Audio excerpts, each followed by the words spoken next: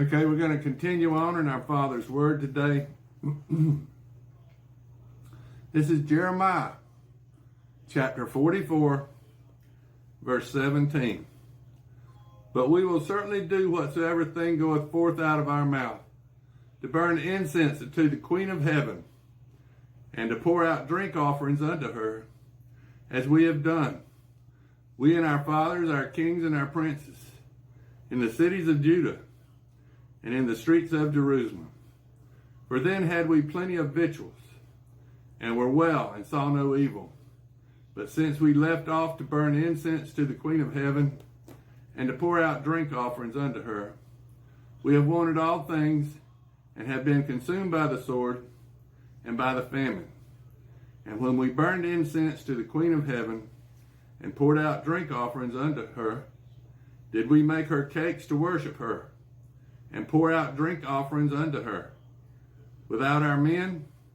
Then Jeremiah said unto all the people, to the men and to the women, and to all the people, which had given him that for answer, saying, the incense that ye burned in the cities of Judah, and in the streets of Jerusalem, ye and your fathers, your kings, and your princes, and the people of the land, did not the Lord remember them, and came it not into his mind, so that the Lord could no longer bear, because of the evil of your doings, and because of the abominations which ye have committed.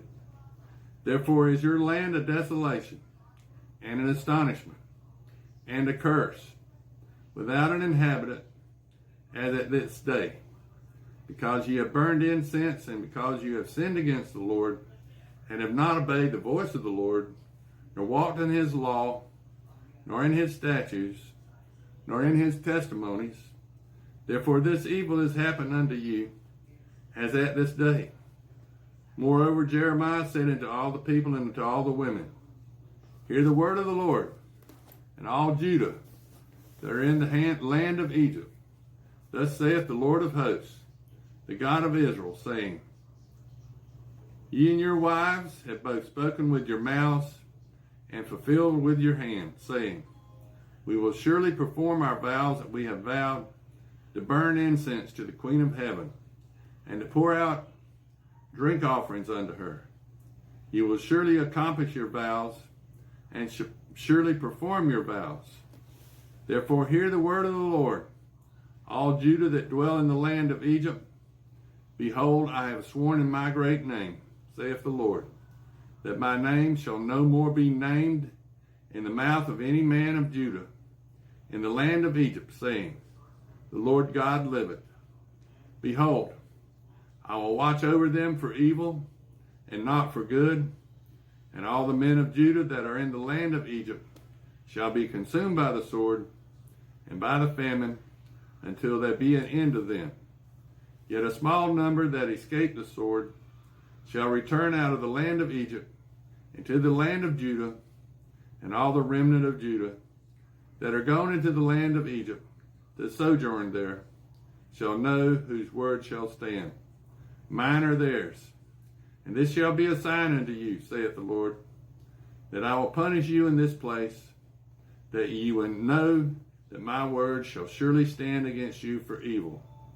Thus saith the Lord, behold, I will give Pharaoh Hophra, king of Egypt, into the hand of the enemies, into the hand of them that seek his life. I gave Zedekiah, king of Judah, into the hand of Nebuchadnezzar, king of Babylon, his enemy that sought his life. Now, this is Jeremiah chapter 45. The word that Jeremiah the prophet spoke unto Baruch the son of Neriah, when he had written these words in a book at the mouth of Jeremiah in the 4th year of Jehoiakim the son of Josiah, king of Judah, saying, thus saith the Lord, the God of Israel, unto thee, O Baruch, thou didn't say, woe is me now, for the Lord hath added grief to my sorrow. I fainted in my sighing, and I find no rest. Thus shalt thou say unto him, the Lord thus saith, behold, That which I have built will I break down, and that which I have planted I will pluck up, even this whole land. And seest thou great things for thyself? Seek them not. For behold, I will bring evil upon all flesh, saith the Lord. But thy life will I give unto thee for a prey in all places, whither thou goest. Now this is Jeremiah chapter 46. The word of the Lord which came to Jeremiah the prophet against the Gentiles, against Egypt, against the army of Pharaoh Necho, king of Egypt, which was by the river Euphrates and Carchemish, which Nebuchadnezzar, king of Babylon, smote in the 4th year of Jehoiakim, the son of Josiah, king of Judah. Order ye the buckler and the shield, and draw near to battle. Harness the horses, and get up, you horsemen, and stand forth with your helmets. Furbish the spears, and put on the brigandines.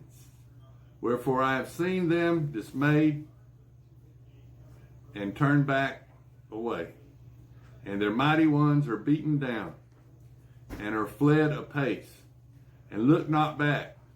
For fear was round about, saith the Lord.